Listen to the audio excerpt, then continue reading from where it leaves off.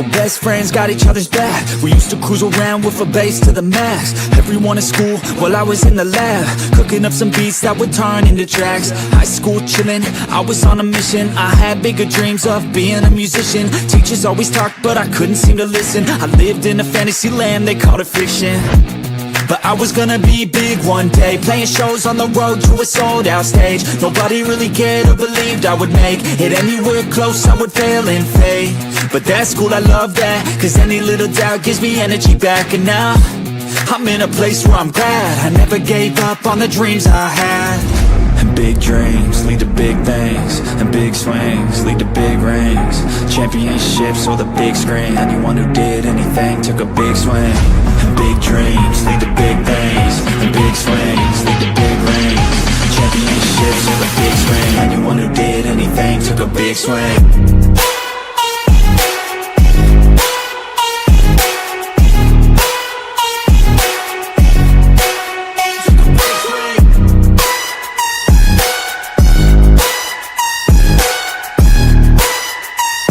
Yeah, let's go. So if you want something big, you gotta swing fast, swing hard and commit. You might miss 10 times, but when you hit, just make sure that you get all of it, okay? People at the top took risks. Investing and testing is all that they did. It's not complicated, it just takes grit. So never give up, take a swing at it. And big dreams lead to big things, and big swings lead to big rings. Championships or the big screen, anyone who did anything took a big swing. And big dreams lead to big things, and big swings lead to big rings. Championships or the big screen, anyone who did anything took a big swing.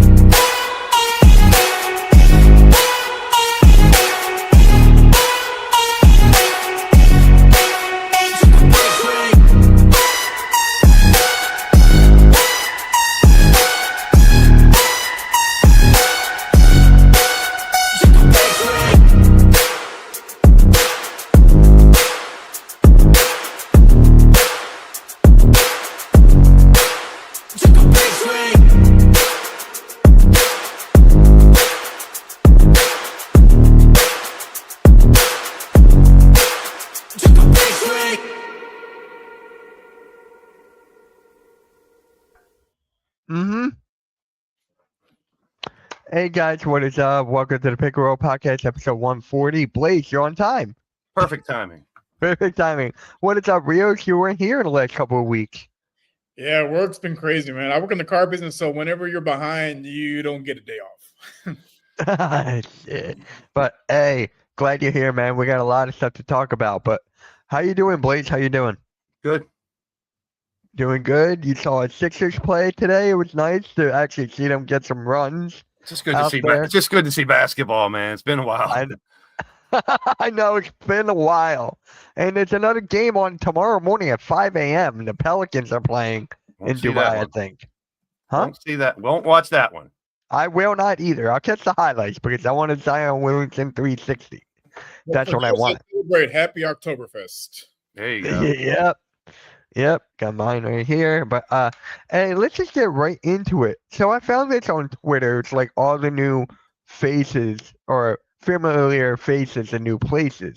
So which one of these guys are you looking forward to see? Obviously, Rios, Kevin Durant, obviously. I mean, yeah, even as a Rockets fan, I mean, seeing KD with a team that was the second best team in the West last season, that just puts them over the hump. Yeah. As a basketball fan, just not speaking as a Houston fan, just as a basketball fan, period. I mean, seeing a Hall of Fame caliber player with this young roster, I mean, who wouldn't be excited? Right. Blaze, what about you? Take the banner off so I can see who that is on the bottom. Got it. But I mean, first and foremost, I'm a big Cam Johnson fan. I want to see him and how he does there. And the one guy who's not on here is Michael Porter Jr., who good. He's in New Jersey now, and he'll have an opportunity, regardless of the stupid shit he says. He's super talented. If he could just shut up and play, he has an opportunity as a bigger role. Finally, is basically what I'm trying to say. As far as all of them, I mean, Kevin Durant's the biggest one, obviously. But then, I mean, we know how good Kevin Durant is. The question now is, Does Porzingis still have anything left? Can Ayton finally do something on a different team? Jalen Green with a little bit of a bigger role now going over there. Miles Turner not being on Indianapolis. A lot of these are good question marks. I'm not super excited about Desmond Bane. I know that makes that team better and everything because they're already a good team. Just never been a big fan of him. Right. Lonzo, I mean, where does he fall? I mean, it's kind of like the Quentin Grimes story. Where does Lonzo Ball fall in Cleveland? Is he like the 5th or 6th option now? Like, let's be real. It's good. He's a great better six. as a backup, in my opinion. Yeah, he's a great 6-man. Yeah, I mean that's when you compare like the Durants and the guys that are going to have big playing time and affect their teams. I mean, I don't know how much Lonzo Ball is going to give an opportunity. Definitely a good guy to come off the bench, but Cleveland's already pretty stacked in the first and second team. So, we'll see if they can make that jump to the next level that I did not think they could do last year. Now they have a year, just like the Thunder 2 years ago. They were really good, but they, couldn't get to the finals, couldn't win a championship, and they did last year. Could Cleveland make that jump this year? I don't know. A lot has to happen. That would be a good piece. But over all of them, obviously, Durant is the one that should make the most headway because of, he's one of the greatest of all time. Yeah. I mean, he's going down to a loaded team. Question. Is Damian Lillard playing or no? Did he tear his Achilles or something? He's going to play at some point, but I don't think he's going to start the season because Achilles, especially at his age, those take a while for you to fully be able to bounce off of it and, create explosion with your lower body because I've met a lot of people that tore their Achilles and man, they're never the same afterwards. And these are not athletes at that. So people that, Robot, we lost him. Yeah. Huh? What? Lost who? Is that just me? Yeah. You. You're right there? Blaze? Rios, you can hear me, right? I can hear you. You can hear me. Yeah. Blaze, you're right there? Frozen. Did we lose? I think we lost Blaze. I don't know if it's my internet or not. Yeah. Well, all right, you're here. Going all wonky for me.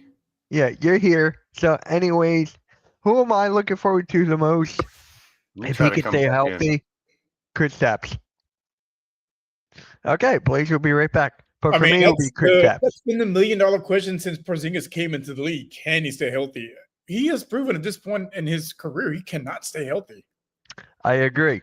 But once he's out there, him and Trae Young. It basically is how long is he going to play? It's the real question because he's not going to stay healthy. It sucks, but I mean, it's the reality. It's basically how long can he stay healthy for? Exactly. Desmond Bane, I am too, but it's just that he's got so much, man. Desmond Bane with that trade package, oh my God. 3 first-round picks. No. Think about it. The package for Durant was smaller than for Desmond Bane. And Kevin Durant's a first ballot Hall of Famer. Like his gold jacket's already, in storage, just waiting for him to put it on at this point. Yeah. For me, not Miles Turner, because I feel like that's kind of like a step down from Brook Lopez, because Brook Lopez looks better at shooting the 3. So I'm not looking forward to that at all. I'm not either. I mean, you're going from the Pacers who were, look how far they got last year, and you're going to leave the team for your entire career for the Bucks of all teams. Like, really? Yeah. And then CP3 back to the Clippers. Like, really? Like, really? What is up, David? What is up? I mean, that team is, one of the oldest in the league. You got James Harden, Kawhi. Now you got CP3. Like, this would have been a stacked team, 10 years ago. But yeah, the year of our Lord 2025, not so much. No. So, Blaze, you're good now. We got you. No. Blaze? No. No. Blaze McCoy is legendary. Perfect timing. But Lonzo Ball, I would like him more as a 6-man. DeAndre Ayton, that's interesting. But LeBron, Luka, the pick and roll there, that would be nice. The problem is, look at all the teams Ayton has played on. It's just, and with this Lakers team, outside of Luka, I mean, don't really have much of a scoring threat. I mean, LeBron's gonna get his, but at the same time, like he's not Luka. Like, and then on the defensive side, there is no one on defense at this point except for Aiden. Just because it's that team is just the way they're constructed. Just doesn't for me. It doesn't make sense. Because if you have a dynamic scorer like Luka, but he just played defense, you have LeBron, in his twilight years, you kind of need a couple more defensive anchors and shooters around them. But we'll see. Jalen Green. Brandon says that Jalen Green will go off in Phoenix. No, because he had free reign in Houston he was supposed to be the go-to guy in Houston. He just couldn't get it done. I don't see how it works in Phoenix with Devin Booker because they played the same position. Right. Oh, I think I'm back. Wait, you're back? Just like the Sixers? My internet's been wonky all day long, so it has to be. It's me. Just keeps going in and out. If I have to switch to my phone, I will. But I think I'm back. I think for once we're not going to see any KD drama, at least on the court. I think. Yeah. A bunch of kids, that all look up to him. They've seen him their entire lives, essentially. I don't think there'll be any drama with that. No. And he wants to stay in Houston, which is a good sign. He really wants to extend. So we were actually going to talk about that. So let's just get right into it. I think it's perfect. Oh, right before my internet shit out on me, I was looking up Damian Lillard, which said it doesn't look like he's going to play this year, but there's a hope late in the season he could come back. Yeah, I would say maybe late March at the earliest. But I mean, at that point, it's just what's the point? Yeah, I mean, if they're competing, but with that team, who knows? It doesn't look like they will be. No. Yeah, their season might be done by the All-Star break. Yeah. So, Rios, Fred VanVleet, is Amen Thompson going to take its spot? It's going to be tough. I think they're probably going to rotate either Reed Shepherd or Amen at the one just to see, which one facilitates better, can run the offense a little bit better. Because Amen was drafted to be the point guard, but he's shown that, he is very versatile. Maybe don't use him at the one and have a real floor general like Fred VanVleet. That was perfect situation for him. Now with him down, I think we're going to see a lot more Reed Shepherd this season. They're going to want to see what they have in him because he was involved in a lot of trade talks, and the Rockets didn't want to give him up because they really believe in this kid. So I think he's going to get his chance this year to show what he's about. And then there's another thing with Russell Westbrook. He's just hanging there. He's just hanging out. I don't see the Rockets getting him. No, they're not going that route. Yeah, they're not going that route. I think it's so sad for Westbrook. I think he's going to find a home, but it's not going to be Houston. Houston needs a true, another little Mike Evans, a real floor general, and that's not Russell Westbrook at this point in his career. Yeah, it says a lot for Houston though to lose their starting point guard and still contend because they shouldn't. I mean, they're gonna. I mean, like you said, if you do Reed and Amen Thompson, either one can bring the ball up. Either one can shoot the lights out. Yeah. I mean, I think it is a good opportunity for Reed to get a little more play. And I don't know. I don't think it hurts them as much as it could losing Fred VanVleet, which is still big. But I mean, it is big, but they're definitely because basically you can have Reed at the my one. Internet again. You can have Amen at the 2, Kevin Durant at the 3, Jabari at the 4, and Sengun at the 5. Yeah, or you can go 3 bigs and have Steven Adams at the 5, Sengun at the 4, KD at the 3. This lineup is crazy. The Rockets lineup is crazy. At the 2 and Amen at the 1. You can just have 5 dudes with 7-foot wingspans. They have so many options as far as lineups. It's like a 2K lineup you guys are running. Technically, that's what it is. I can't wait to stream a Rockets game this year. I cannot wait. I'm excited. I'm really excited to go back to Toyota Center and watch some games. I haven't had a chance to go the last 2 seasons just because of my work schedule, but I'm really excited to go see this team live in person again. So what teams would you want to see them go up against? So for me, definitely the Spurs, the Mavericks, and the Lakers. I can see that for the Lakers, yeah. Yeah, Luka, LeBron, that's perfect. But the Spurs, Wembanyama grew another inch. He grew another inch. That's insane to me. It really is. Did you really need another inch? Come on, bro. That might be my first overall pick in the fantasy draft. That might be my first overall pick. They won't be able. All right, Dark Lumen says they won't be able to defend any 3-point teams. The Rockets. I disagree with that. Huh? They were one of the best at defending the three last season. And the only person who lost was Dylan Brooks, but you get Kevin Durant. But he's as great as a scorer as he is, he's a very underrated defender. I mean, he has a 7'2" wingspan. He has to put his arm up. Like, isn't everybody a 3-point team anymore? That's not it. Like, yeah, perimeter defense is one of the best in the league last year. I don't see it taking a dip too significantly with the loss of Dylan Brooks. That's really the only defensive anchor that lost in the offseason was Dylan Brooks. But yeah, Kevin Durant, you got Dorian Finney-Smith, like they'll be okay. Yeah. Rockets are good defensively. I'm telling you, the Rockets are going to be a team to look at. Another one, the Thunder. Sorry, they total brain fart. The Thunder as well. Seeing that matchup, that's going to be the first game of the season. That's NBC. Oh my God, yes. What time is that? NBC too, and then seeing them, like, oh man, I'm so pumped for the season. Yeah, what time is that game at? 7 your time, so it's got to be what, 8, 9 my time? It's gonna be 8 y'all's time. What? It's gonna be 8 y'all's time. 7. Oh, maybe could I stream? Oh, I might want to stream that game. I'm not gonna lie now. I mean, the Thunder, getting the ring ceremony. Hearing that, that intro that we haven't heard in like 20 years. I mean, that's what you live for as a basketball fan, man. Like, I'm really pumped about this NBA season.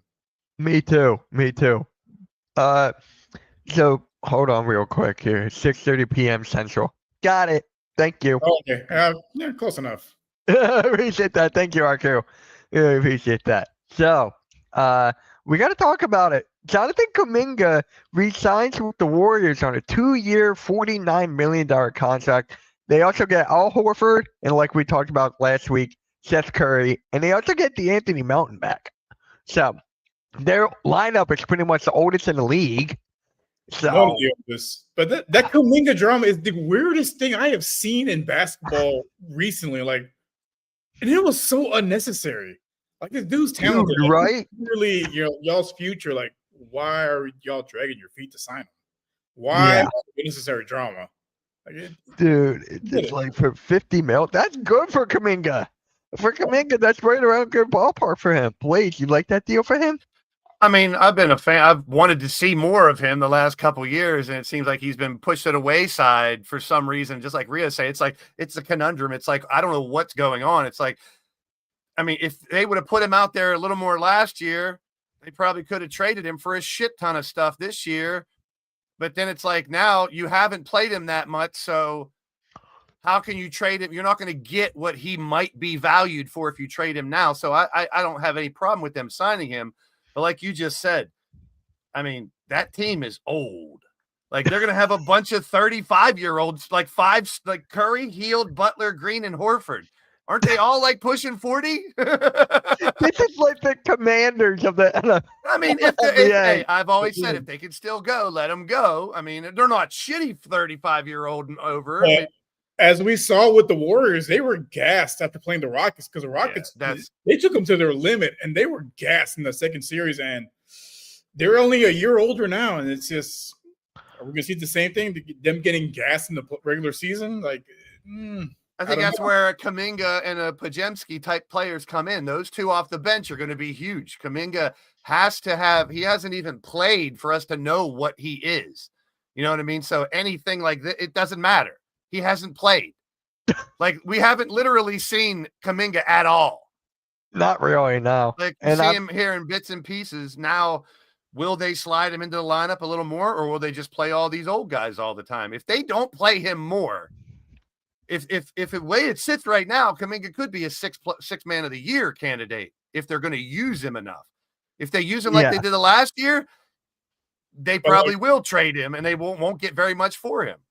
Well, like Blaze said, that conundrum, like the unnecessary drama of not playing him, like, I don't understand. Like, did he punch Steve Kerr up, in practice? Like, yeah, is he sleeping with Kerr's wife or something? Or, what is it that making? I don't get it. I mean, it's he very really strange. wanted out. No, he's Well, there I for mean, 2 years. let's play the other side of the coin. Maybe he never pans out. Maybe he's not as good in the NBA level that we think he can be. I mean, he has all the talent in the world, but maybe they're seeing something in practice and on day-to-days that, in the little time he's had. I don't know. I'm just trying to look at both sides to make sense of it. Yeah. That's a possibility, but so playing on that, like if that was the case, why not trade him with the promise of potential instead of just not playing him? Like, he's start putting him out there a little bit more, just building up that trade value and then fleecing somebody. I mean, was he hurt last year? He played 47 games. He was not hurt. He was a healthy scratch a lot of times. Yeah. He averaged 15 points, 5 boards, 2 assists, 45% from the field, 31% from 3, and 67% from the free throw line. But here's the thing. In the 47 games, he averaged 24 minutes a game. That's not like he's not – it's not like he's not playing, but he's invisible to us because he hasn't had a chance to do anything. It's like, where's the Kuminga highlight reel? I don't remember seeing it. If you do the 36-minute averages, he's averaging almost 20-plus points a game, like upper 20s, like upper 20s, 10 boards a game. You do by the 36-minute average, but again, they play him like 20 minutes at a time. Like, I've always wanted them to build around Kuminga and Curry. I really wanted Kuminga to be that second option. I really did. I thought that would be a good cornerstone for when Curry, eventually goes to retire. You got Kuminga there. Go forward. Draymond Green is not getting any younger either. He works for TNT. He already has his after basketball life set up. Like, he's not. Yeah. Basketball's not his number one priority at this point. No. But now when you have Jimmy Butler in the fold, that's going to put Kuminga down a notch in the options. You got Curry 1, Butler 2, Kuminga 3. And I think them bringing Seth Curry in sometimes is going to hurt him too, because they're going to want shooters a little more than a slasher and a guy like Kuminga. I don't know. I mean, the Warriors are one of those teams where they could be horrible or they could contend. Like, they literally could go polar opposites either way right now. Yeah, it's kind of like the Lakers. It's just weird. Same with the Lakers. It's just weird roster constructions. Like, it's either going to work or it's going to be an epic failure. And if it does work, like Scott said in the chat, I wouldn't be surprised if a Laker or Warrior team could make it to the conference finals. They have all the talent. It's just the structure, who's going to play. Does Ayton pay off? Does Seth Curry pay off? Does Kuminga pay more? There's so many question marks on those two teams. But when you have two legends like Steph Curry and LeBron, you can't count them out. They have decent people around them. It's not like they're alone, but it's all about chemistry at this point. I can see that too, Arku. Like that. I mean, that's my point. Look, we just had two comments. Yeah, that's one has them to say. One has them in the finals of the Western. One has them missing. That's where I'm at with the Warriors too. It could go either way. They're old guys. We're seeing so many injuries. Who's susceptible to more injury? Older people. All right. Horford is 39. I mean, come on, a multi-year deal for Al Horford? I think Horford, as he gets older, he was still valuable with Boston. I mean, he wasn't valuable with us. But I'm just saying he could come off the bench. I mean, if they're counting on him, to start and be the man, I mean, and play all these minutes, I think they're fooling themselves. If they bring him off the bench, he could be a valuable piece. As you get older, just like we talked about Westbrook, he took that back seat. He took that 6-man, coming off the bench type of role. Are they going to play Horford all these minutes, or are they going to use him with the other guys? That's a big question mark. Yeah. The thing with Horford is that he could shoot the 3. This past season, he shot 36% from 3. Yes, he could definitely hit the 3, and that's something else. Like, that is something you got to keep an eye on. You got Curry's now, and you got Al Horford who can space the floor. So to me, it's up to coaching, playing the right players, using the right bench people. So just like the guys in the chat are saying, just like all this stuff, if it's all about how Kerr manages them now and who stays healthy, because it's not like they got a bad team. They're not that deep. I mean, after you got the starting 5, which are old, you got Kuminga, Moses Moody, Podziemski, Trace Jackson Davis had some decent time last year, but I mean, what's he going to do? And then you got Seth and Kuminga coming off the bench. And then you got DeAnthony Melton too. Yeah. So I mean, he's coming off of an injury. This is pretty much one of the most hardest teams to predict you know how everyone's saying the Sixers are the hardest team to predict. Now the Warriors are right in that category. Well, I'm like Marley's talking about because he's a fan of the Pistons. I would say the Pistons and the Magic for me are where the Cavs were last year. They're great teams, but until they prove it in the postseason, they ain't going anywhere. Right. What about the Hawks? Hawks kind of the same boat. I mean, yeah. I was still on the bandwagon of wanting to see Trae Young and Giannis play together, and I see that out there now in rumors, and I'm like, I think I heard that somewhere is a before. Good question, Scott. Whose roster would you rather have, Philly or Golden State? Now we got to do the whole if healthy thing, and I'm gonna sound like everyone's healthy, and I'm gonna sound like a homer, but I'm thinking they have a lot of young talent, man. You can have a starting five without Embiid and PG and contend if they're all healthy. Yeah. I mean, you bring McCain back, Edgecombe, Maxey, Bona. They got a lot of great young talent, man. They got a lot of good young talent. Justin Edwards? Yeah, Edward. And I know you don't like him, but it's going to be, once again, kind of the same thing. It's up to Nick Nurse. Is he going to play those old guards too much, or is he going to let the new guard, the young guys, really play and have the old guys complement them? That's where the similarities I'd put between the Warriors and the Sixers. They have a handful of old guys. Warriors have a little more. The thing is, with the Warriors and the Sixers, based off what we saw today, I know you watched the game. The Sixers were not that good at shooting. I based nothing. 38. I based absolutely nothing off. I agree with you. I agree, but I just put that out there. I agree. I mean, watching preseason, especially one like that, which is going overseas, showing off a little bit. It is an exhibition game. It's a warm-up game. It's a practice game. It's literally what it is. I mean, here's what I took from it. If you want to be a Sixer fan that has hope, Embiid was there. He went. Paul George went. Embiid was there. Paul George was there. Kyle Lowry was there. He said nothing. Embiid was shooting. Embiid was shooting around. He's practicing with the team. It's not like he's in a boot or knee braces and in street clothes. He's there playing, so it's only a matter of time. The thing is, it's just like you see Embiid there, and then this whole thing with Grimes, he was not there. Well, he just got signed yesterday. He wasn't even, You were talking about the big drama, like Rios brought up, the Kuminga. Quentin Grimes is right there. Well, I don't have a problem as much with it as you do. Number one, go to bat for yourself. Why wouldn't he ask for 25 or 30 million? He's coming off of, even though, like we've talked about it ad nauseum, the only reason he was getting all those minutes and all those points, Sixers didn't have their top 4 players. He was playing garbage time when they're down 25 points. Yeah. So that's and my internet's going out again.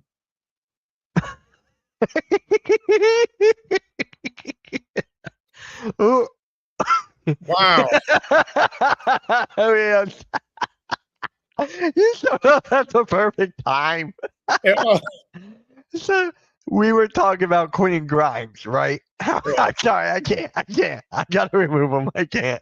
Man. You should have left him there. That was perfect. I'm trying, but I couldn't get a sentence out. See, I couldn't get a sentence out. But anyways, we were talking about how Kuminga in that drama.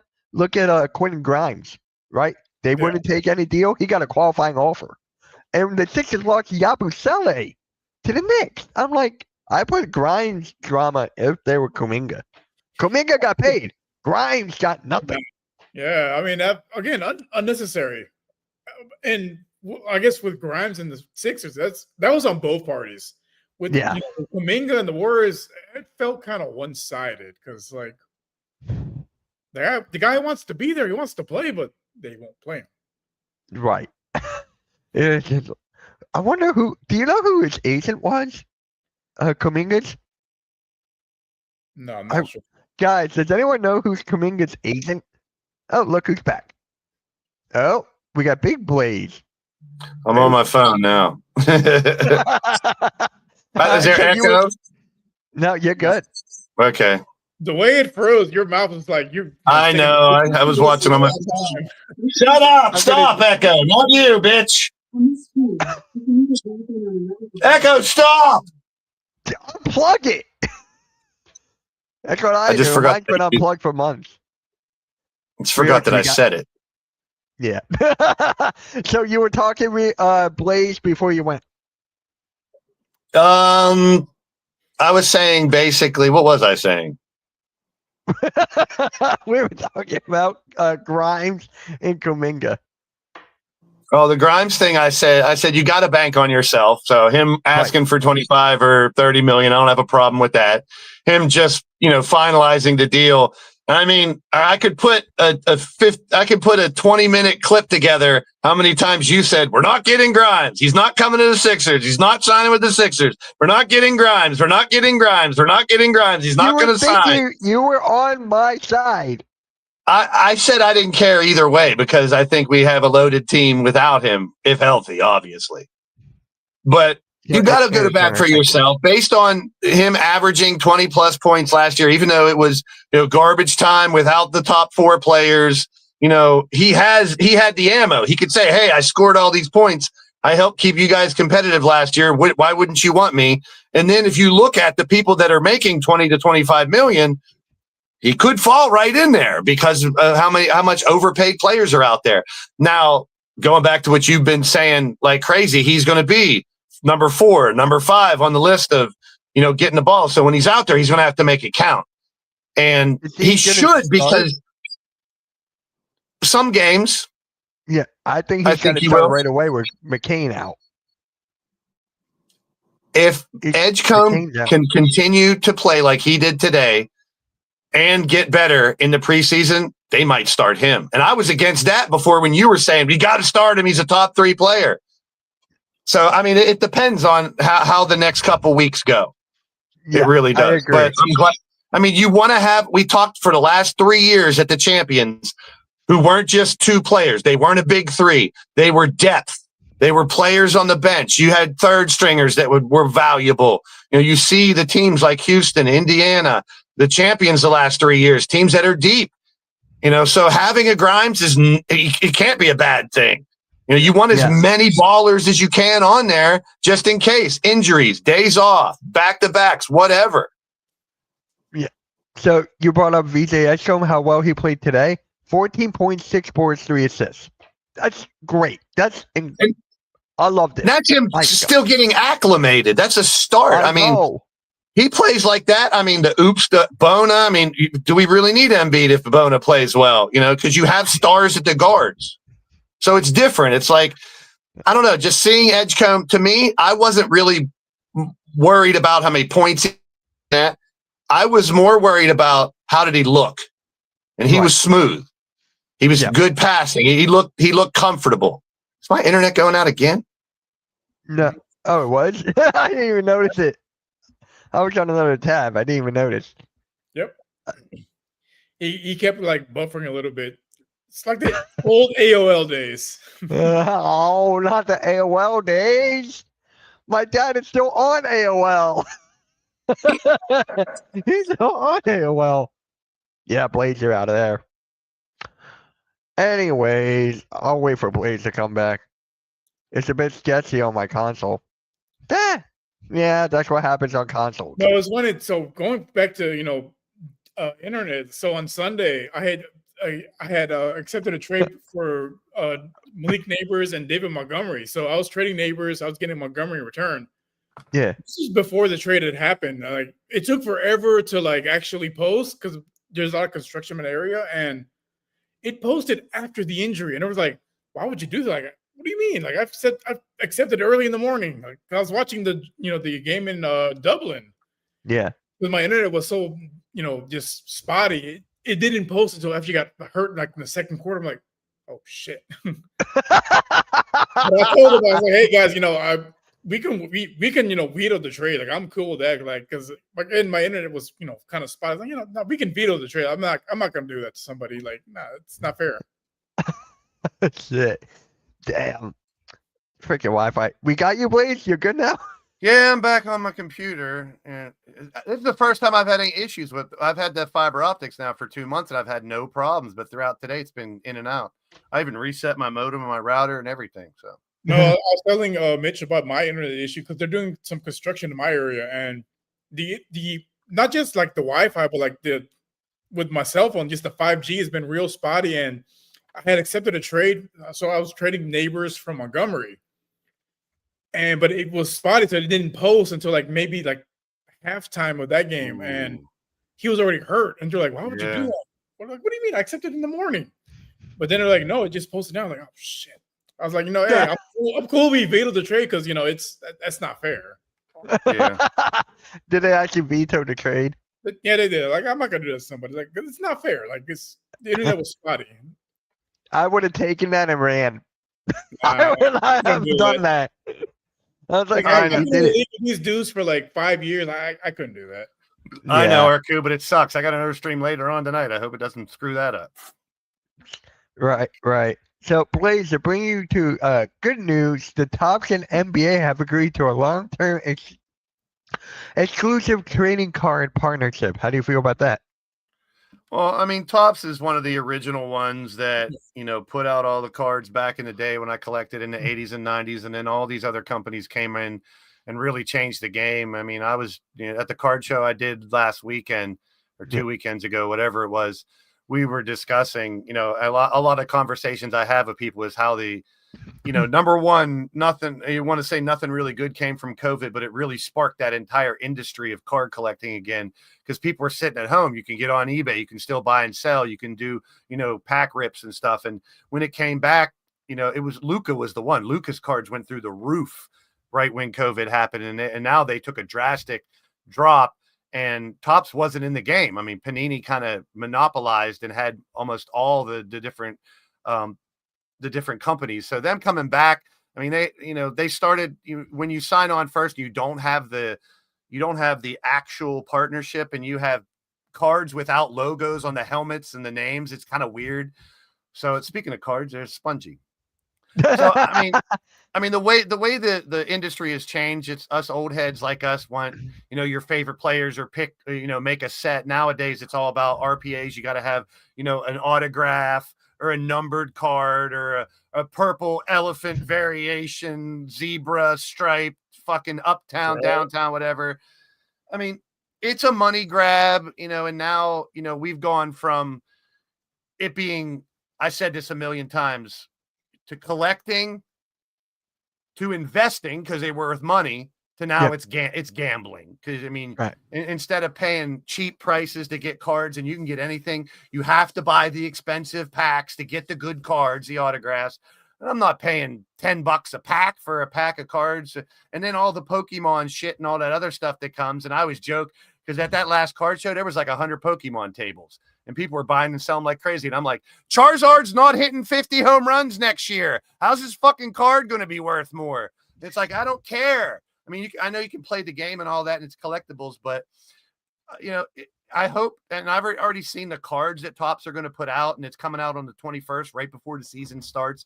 They're going to drop the packs and so it's a good thing for the hobby, but it's going to be the same bullshit. I mean, I've seen because of some of the cards that are numbered they're metal. There's like they're embossed with a little metal. Now they're weighing the packs to see which ones are heavier, to know where the big hits are. They're MRIs and CAT scans to the boxes to see where the metal is. It's like people, just like video games. If you can find a way to cheat, you're going to use that cheat code. You're going to do so. It's all through the hobby. I mean, you see people that rip cards and do, giveaways all the time where they'll open the pack and they'll pull the pack down and put it back up, and that card that's worth a couple $1,000s is gone. So they're ripping people off everywhere. And it's like, it's a good thing and a bad thing. Like, the hobby has changed so much. So seeing Topps get back into it is good.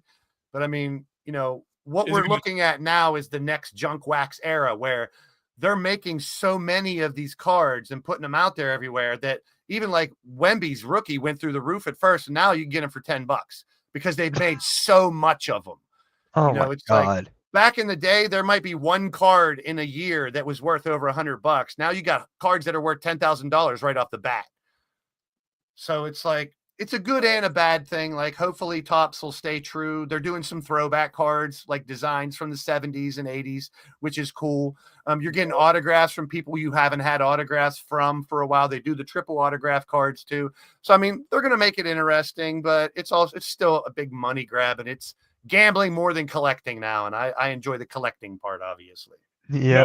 Speaking of, cards from back, I used to collect basketball cards too. My favorite one was by Kobe Bryant rookie card when he was doing. I can't remember. I think it was a windmill dunk, and dude, that was my favorite rookie card. Like I love it. It was like a holographic one. That was my favorite card in my collection.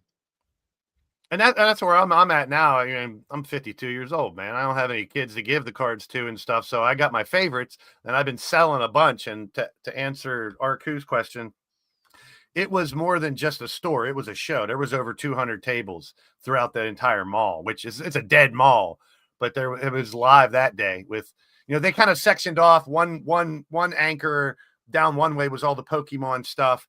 In the middle was kind of both, and then all the cards on the other end. So, I mean, I gave away a lot of stuff, made a lot of kids happy. Some guy grabbed a bunch of stuff he was going to give away in his church. So I said, take a bunch more. Here's some hats and all that. So I just wanted to give back. But I mean, Topps getting back into it is definitely a big deal because they were, the big thing back in the 80s. But it's weird because it's so different. Like nowadays, people aren't collecting sets. They're just collecting the special cards or, just go find who your favorite player is and buy them, so find a way. There's so many ways to collect. Back in the day, there was mainly one way. Now, to see kids getting excited about it again, it was very cool to see. But I mean, it's a big deal. It's a big deal for Topps to get back into it. Topps Chrome cards were some of the best ones they made back in the day. So we'll see. We'll see how it goes. Yep. I didn't really collect cards when I was younger. Like I had mostly football, some basketball in there. And Philly halftime, he gave me an Allen Iverson. I think it was a rookie card he gave me. Yeah, they're not worth anything. Yeah, I know. I'm like, God damn, but I'll take it. But I mean, it's sentimental value. It's worth, and I always tell people too, Yeah. when you're selling cards and I'm dealing with the other dealers, a card's only worth what you can get someone to buy it for. Yeah. Everyone goes to eBay based on what it's sold for, and the grading system is a whole nother racket where you send in your cards to get them graded and they're worth more. And now there's grading companies that are ripping people off. Yeah. You open it up and it's a fake card, or, all those cards that have a patch on them that are supposed to be from that player. I've seen numerous videos where they rip the card apart, and on the back of the patch, it'll say the player's name, and it's not the player that you're getting the card for. So it's like, why do I give a fuck about a patch on a card that's not even theirs? It's not player worn. It's not game worn like they used to do. Same thing with the autographs. I've seen people that are having fake autographs on cards. And then there's the one of ones, which is supposed to be only one in the world. And I've seen someone pull a one of one, and he's like, wait, I already seen this card out there.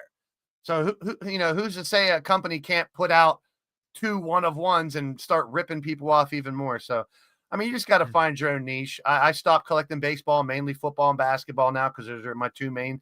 I collect Steelers, I collect Sixers, I collect Kentucky players. You find your favorites and collect those. It's not like it used to be, but I'm glad it's still around and it's still pretty big.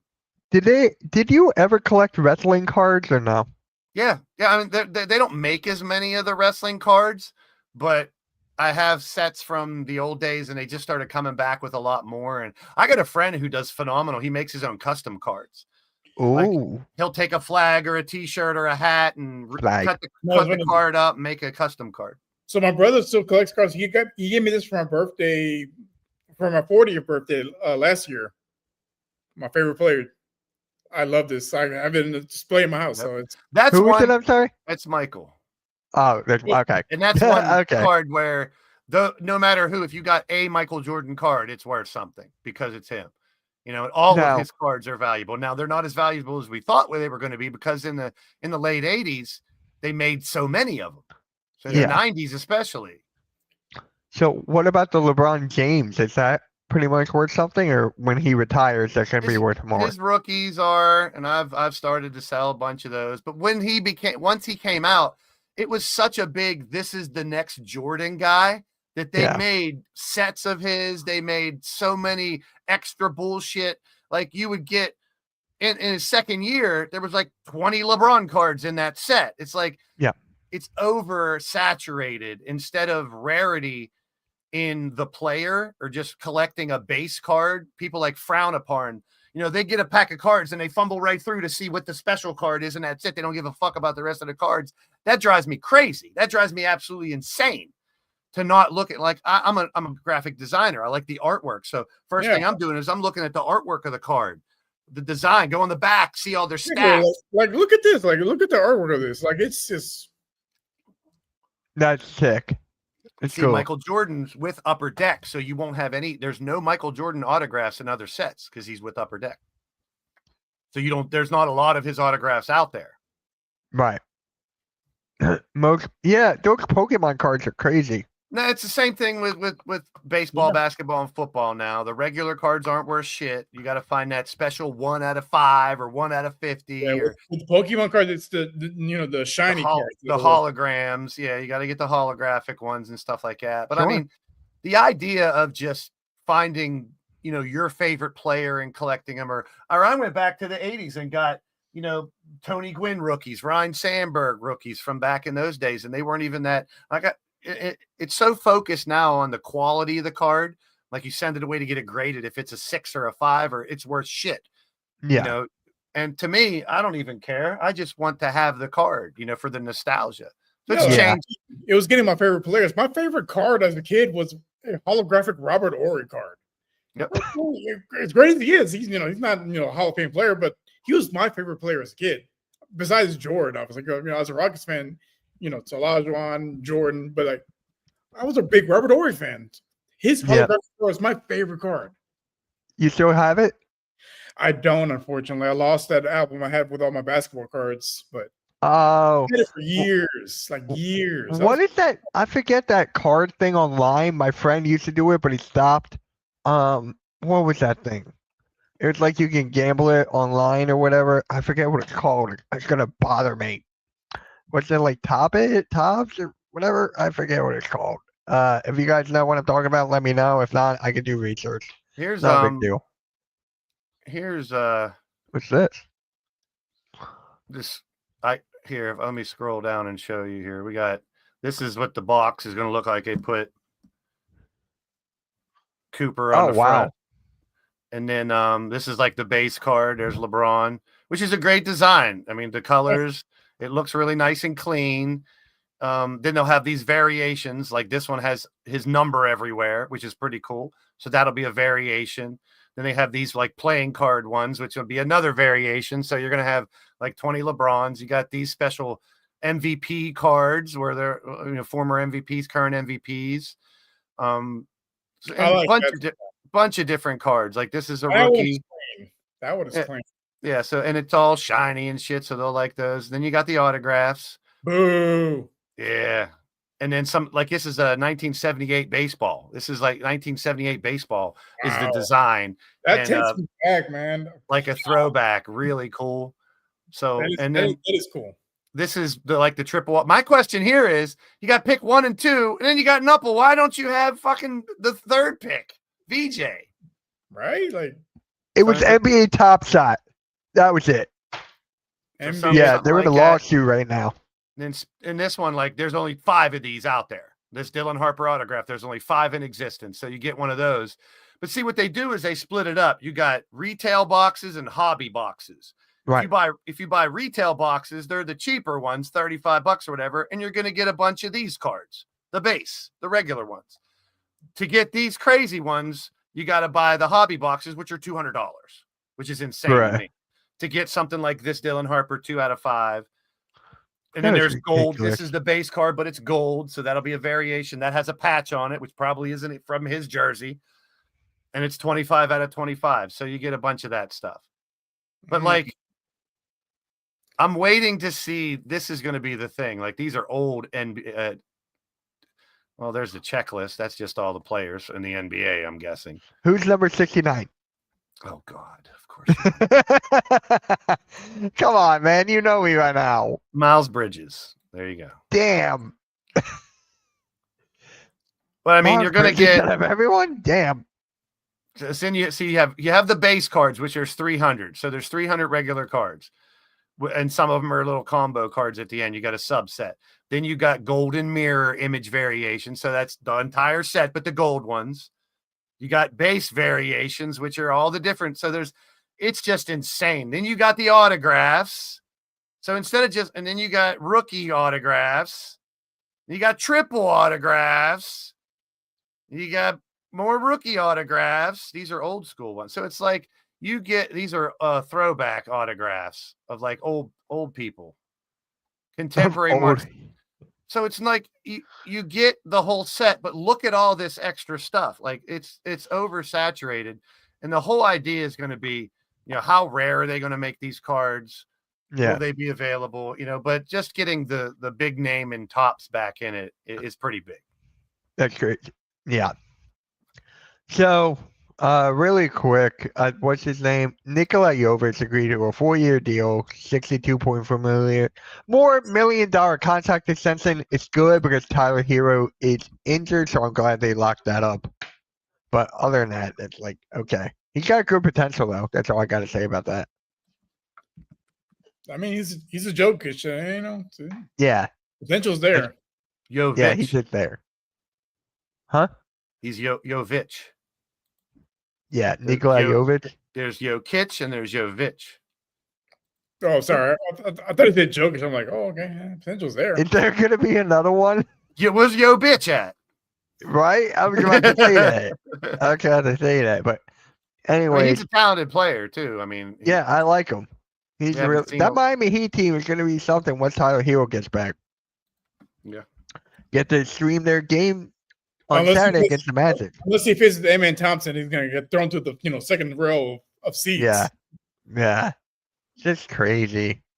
I'm so excited for the Rockets. I'm excited for basketball in general. That's it. Like, about time is here.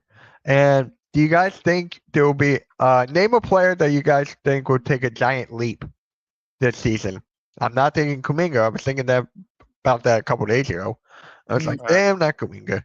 If I'm going to play with my pocket, it's Michael Porter Jr. or Mataz Bucelis, the two guys that I've invested in. And I thought you don't like Porter Jr. anymore. I still have a bunch of his damn cards. I mean, I invested in him. If he's going to play well, I can cash in on it. And he has an opportunity. I'm just being real. I'm not a huge fan of him as much anymore, but he's super talented. I would love Buzelis to really get a chance to show what he can do in Chicago. I think he could be a superstar. For me, not just as a Rockets fan, but as a basketball fan, Amen Thompson. Like, you saw the potential. You saw him taking leaps towards the end of the season. I think this season he takes that leap to like elite status. Right. I'm just trying to think of one. I'm not going to go with the. Durant's going to really unleash his game because he's going to be. Teams are going to focus on Kevin Durant. He's going to have free reign all the way to the basket. Yeah, and I'm kind of looking forward to seeing him play in the one. Like, obviously, that's like 6'7", 7-foot wingspan, crazy athleticism, and a monster on defense. Like, it's going to be. I'm so excited for this season. Me too. I'm trying to. Indiana's going to have one. It's a matter of who. Will it be Naismith? Will it be Nembhard? Will it be Mathurin? All three of those guys have a huge opportunity with Halliburton out. We've seen flashes of brilliance with all three of them last year when they were put into prime spots in the postseason and in their run at the late in the season when they sucked earlier in the year. Those three guys were really good. Any one of those three can take a leap. It's basically who wants it more. Yep. Who wants it more? Because this is your opportunity. Because the star players are like, who's going to step up? This is your chance to show what you got. Yeah. Trailblazers have a couple in, Shaedon Sharpe and Scoot Henderson. If either one, even that Denny Avdija. Didn't Henderson get injured again? I don't know, that poor guy. I think he just got injured again. Dude, I was so high on Scoot Henderson. Like, it's been sad to watch, honestly. He was fun to watch, man. What I've saw, which isn't a lot from him when he was getting drafted, I was like, this dude's fun to watch. Like, I can't wait to see him come into the end. And then injuries are going to definitely take that away from you, especially early in your career. Plus, we've said it a bunch of times. These are babies. That's why we're still seeing growth spurts in these rookies and 2-year guys because they're babies. They're young kids, man. They're coming out of college. Wembanyama with a growth spurt. Yeah, they're coming out of college after 1 year, maybe 2. Some no college. We've seen a lot. So it's like some people, still late bloomers that can still grow in their late teens, early 20s. Because keep in mind, you don't as a male, you don't hit your physical prime till you're about 26. Yep. Right. These guys are coming out at 19, 20 years old. Like, they haven't hit their physical primes yet. Perfect example was going to the different sport. CJ Stroud for the Texans. Yeah. I haven't hit my physical prime yet. Like, he's 24 4 years old. Like, That's why I don't give up on rookies or second year guys at all anymore, because we don't know they the haven't hit difference. their physical peak yet. Like, Yep. They go to a different team, they get more opportunity, they get a different coaching staff, they handle them differently. They're still growing emotionally as well as physically. Like you said, they're men hit their peak around that time. So it's like they can still grow as a person Yeah. in their first couple of years. You see a lot of the immaturity, with the kids, and they're just kids. I don't hold that against a lot of them. But I mean, you look at, hey, maybe I'll just do the rest of my interview like this. Yeah. Like someone in Cleveland does when he doesn't want to talk and he wants to be legendary, and he got passed up and he's a third stringer. So he just pretends he's a mime. Yeah, it wasn't a good look, but again, like, you didn't see it, Mitch? The way I look at it, I think What? back to when I was their age. You know what? I'm so you're gonna be a lost right now. So they interviewed Do it Shedeur then. Sanders about Dylan Gabriel getting the start. And all he did was this. He pretended he was talking, but he wasn't saying anything, so they couldn't use his words against him. Oh So- my God. I didn't even hear about that. Oh, yeah, they're dogging him for it. The other Man. one's the Austin Reeves shit. Did you hear what Austin Reeves said today? Yeah. Yeah. So back in the day, he is on record saying Kobe is the greatest Laker Yeah. and he's better than LeBron. And now he's saying LeBron is the greatest of all time. So, Is that clutch check? I mean, was LeBron like standing behind him, holding his shirt while he was saying that or something? That's what I'm Probably. thinking about. It's like, I mean, come on, dude, be your own person. clutch sports, they run deep in basketball. Like, they influence a lot of people that were, back in the day, Jordan's to go, and all of a sudden, no, he's not that good. LeBron's to go, like, come on, man. Dude, at this point, and I'm not going to once again, we bust on LeBron and all that, and I know I dog him, but to me, he's not even the greatest player in his era. Steph Curry has his number in the finals. Olympic. Steph Curry has more championships. Steph Curry. they both had 4. Yeah, but when they're over the other guy, I think it means a little more to me. Yeah. But they both have 4. Has LeBron beat Steph? Did he beat Nope. Steph in the finals once? Look at their Yes. Olympic ones. The U.S. Wait, is not yes, winning Olympic gold The without Cavs. Was that when Draymond was 3-1? hurt, or what? When Draymond was hurt? He has one. 3-1. Oh yeah, It came down for 3-1. suspended when Bogut got hurt. Yeah. And this is personal opinion. It's very subjective. Anybody out there who's never watched Jordan or 22 years old, they're going to say LeBron's the greatest. I don't care. That's fine. You can say that. Steph Curry changed the game. LeBron didn't change the game. LeBron Right. was great all the time for 21 years. I get it. He didn't change the game. He did know what what- Jordan did. He did what Kobe did. He copied everybody. You know what 22-year-old knows ball? Cooper Flag. His GOAT, Jordan. I mean, know- and I give some of the younger guys leeway because maybe they never saw Dr. J or Larry Bird or Michael or I mean, so Russell for or me, Will. growing up, like, I'm a student of the game. I would study people that played before. Like, so if you're a professional athlete, why would you not study the greats of before and pick up something? And like, I mean, if you watch a highlight reel of LeBron James, you're going to see a lot of Kobe moves, a lot of Michael moves, a lot of Magic stuff. But then if you watch a highlight reel of Michael Jordan, you're like, holy shit, nobody's doing that. Nobody's doing Especially that. with the the way he palms, palms the ball, Yeah. Yeah, you'll see Ja do a little bit of that stuff. You'll see Anthony Edwards do a little bit of it, but they're all goes back to Mike. It all goes back, and I'll even play it double. Mike, it goes back to Dr. J yeah, because Mike put a lot of his play. The free off of- throw line dunk. So it's like, but the I'm thing not- is with Jordan, he gives credit. He's like, hey, I was a big Dr. J fan. Like, I studied his game. He gives credit to the previous generations versus LeBron. No, I'm saying that I'm the I greatest. mean- Yeah. I mean, Michael Jordan looks like Spider-Man on the court. He looks like a superhero on the court when you watch his highlights. And you don't get that. I mean, LeBron is great. I'm not knocking his greatness. I'm not at all. I'm sour on him because how he's been the last couple of years, number one. And I'm always been an advocate for if you can still go. So I don't care if he plays another 2 or 3 years. I really don't. I don't care. If he can, do it. But to me, there's no comparison. But I understand how a lot of people will say LeBron's the greatest. Because I don't even like to compare eras. But to me, if there is no Michael or Dr. J, is there a LeBron? No, I was going to say further. If there is no Bird or Magic, there is no NBA. Yeah. And then you look at what Steph did, pulling the 3-point line out, logo shots, shooting everywhere. He changed the game. That's changed the entire game. Michael changed the game when it comes to marketing, shoes, clothes, jerseys, all that extra stuff. You can name 2 players in that category. Allen Iverson, because the whole wardrobe thing, you could say that.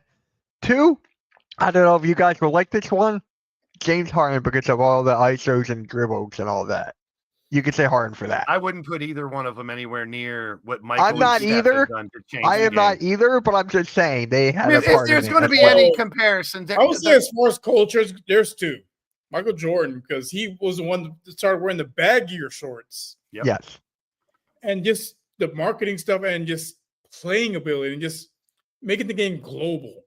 People that didn't speak English knew who Michael Jordan was. They knew who Allen Iverson was in China. And that's my number 2, Allen Iverson.